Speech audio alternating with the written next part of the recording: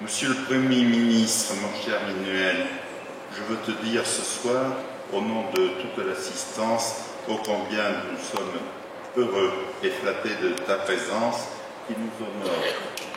Nous savons que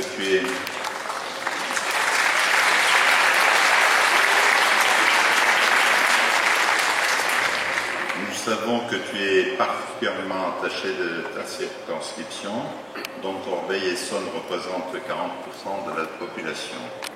Nous savons tous que tu aimais ton ardeur dans ton travail de Premier ministre et tes responsabilités sont immenses. Conduire la France avec les exigences de nos concitoyens est difficile. Tu l'assumes avec ton caractère bien trempé que nous connaissons tous. Tu es, en ta qualité de chef de notre gouvernement, confronté aux dures réalités de la gestion de notre pays et confronté aux attentats. Autre changement majeur, mon ami Francis Chouard, maire d'Evry, est là aussi pour me rappeler que je suis président transitoire de la nouvelle agglomération Grand Paris Sud. Nous sommes en attente d'une décision du Conseil d'État qui doit intervenir prochainement. Vous savez tous que 21 communes sur 24 sont opposées à cette fusion, mais cela n'a pas suffi. Malgré le contexte général des difficultés financières que connaissent toutes les villes de France, je continue de mettre en œuvre une action de fond pour Corbeil-Essonnes, avec mon équipe efficace, travailleuse et fidèle, pour préserver et protéger notre ville, comme je m'y suis engagé auprès de vous. Et je continue de ne pas augmenter les impôts communaux, et cela depuis 2009. Tant que je serai maire, je n'augmenterai jamais les impôts communaux. Il y a une erreur sur la fiche. Jusqu'en 2026, c'est une erreur.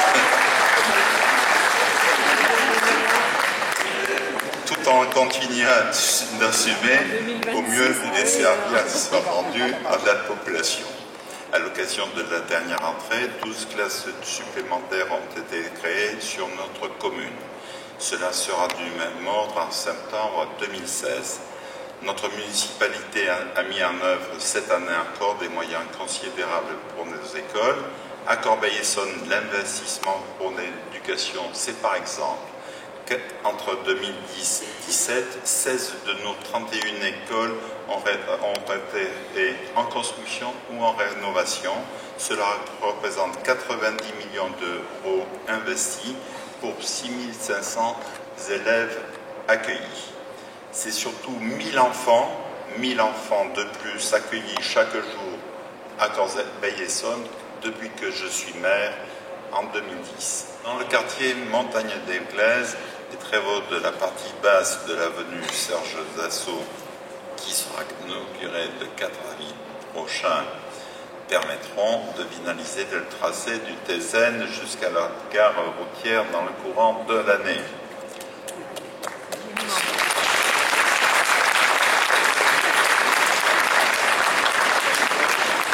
Ce quartier accueillera le nouveau siège de la Fondation Serge Dassault ainsi qu'une nouvelle résidence pour personnes handicapées comportant 25 studios.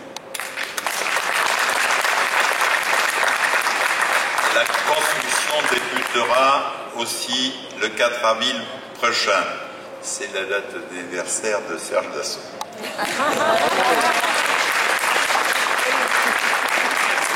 C'est facile à s'en souvenir. L'aménagement du nouveau giratoire permettra l'ouverture de ce quartier vers notre ville. Il fera le lien entre la Nationale 7, le lycée Douaneau, l'avenue du 8 mai 45, le boulevard Jean Jaurès et l'avenue de Serge Dassault. Les travaux d'aménagement de ce nouveau carrefour sont aujourd'hui en cours et s'achèveront dans le courant de l'été. Je m'excuse pour les désagréments à subir pendant 5 mois, mais vous allez le voir, les résultats en valent le coup. Mais c'est une entrée de ville entièrement repensée par mes soins. À toi, mon cher Emmanuel, j'adresse mes vœux de courage et de santé pour faire face à la tâche qui t'attend. Merci bien sincèrement, Monsieur le Premier ministre, mon cher Emmanuel, de nous avoir honorés de ta présence à laquelle nous sommes bien sensibles.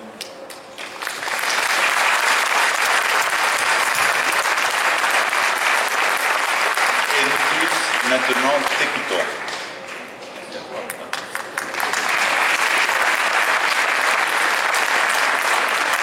Cher Jean-Pierre, je voulais te remercier pour les mots. Dire, au fond, en regardant les images qui étaient projetées il y a un instant, en t'écoutant, à la fois égrener le bilan, l'action, et c'est vrai que Corbeil-Essonnes a beaucoup changé, nous le disions avec Carlos da Silva depuis une quinzaine d'années, en essayant de se projeter vers l'avenir. Moi je me dis qu'on doit être fier d'être français, parce qu'au fond, c'est quoi la France? Ce sont des territoires, bien sûr très, très différents, y compris ici dans l'Essonne, mais ce sont des territoires avec des citoyens, des associations, des services publics qui agissent pour l'intérêt général.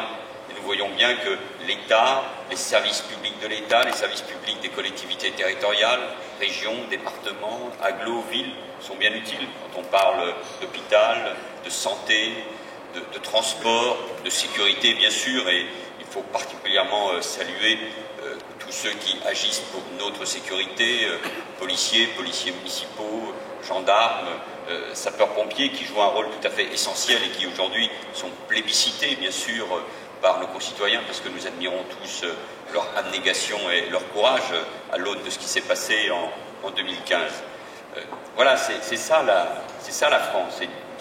C'est un pays différent des autres, qui sait se rassembler dans l'épreuve comme nous l'avons vu tout au long de l'année 2015. Et c'est pour ça que nous devons être fiers. Et moi je constate que malgré les difficultés, je pense bien sûr au chômage, à la crainte pour l'avenir, pour les parents vis-à-vis de leurs enfants, à la maladie qui peut toucher nos aînés, mais pas seulement. Mais au-delà du chômage qui gangrène depuis trop longtemps notre société, nous essayons de nous rassembler. Et après ce qui s'est passé en 2015 avec ces attentats terribles de janvier et du mois de novembre, il me semble que nous devons revenir à l'essentiel.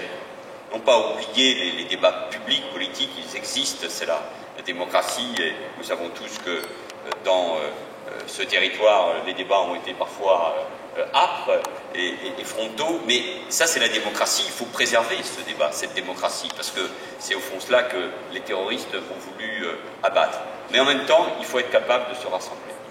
Et ici, malgré nos différences, malgré nos désaccords parfois, nous savons nous rassembler. D'abord dans nos communes, en agissant pour chacun, et ce que je voyais en matière de développement économique, de rénovation urbaine, de santé pour nos seniors, de cadre de vie, d'environnement, dans le domaine de la culture, cher Jean-Michel, pour la jeunesse, bien sûr, et nous savons que dans ces territoires, il y a une jeunesse qui aspire à l'avenir et qui représente aussi un potentiel extraordinaire en termes d'inventivité, de créativité. C'est un potentiel pour notre pays.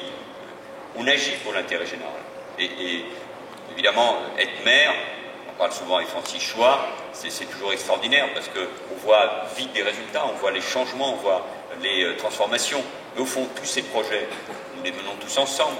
J'y veille, bien sûr, j'y veillais comme ministre de l'Intérieur, j'y veille aujourd'hui comme chef du gouvernement, à l'avenir de l'hôpital, ici, je suis francilien, à la rénovation urbaine, parce que c'est un partenariat entre l'État et les collectivités territoriales. Il va falloir faire avancer, bien sûr, le dossier du commissariat. Bref, sur tous ces sujets-là, nous travaillons ensemble sur l'intérêt général. Et je me dis souvent qu'au niveau du pays, nous pourrions faire la même chose, au-delà des différences. Parce que face au terrorisme, alors que nous sommes en guerre contre l'islamisme radical, contre le djihadisme, face à ce danger, à cette menace qui malheureusement sont présentes et sans doute pour longtemps, la force des Français, c'est de se rassembler sur l'essentiel.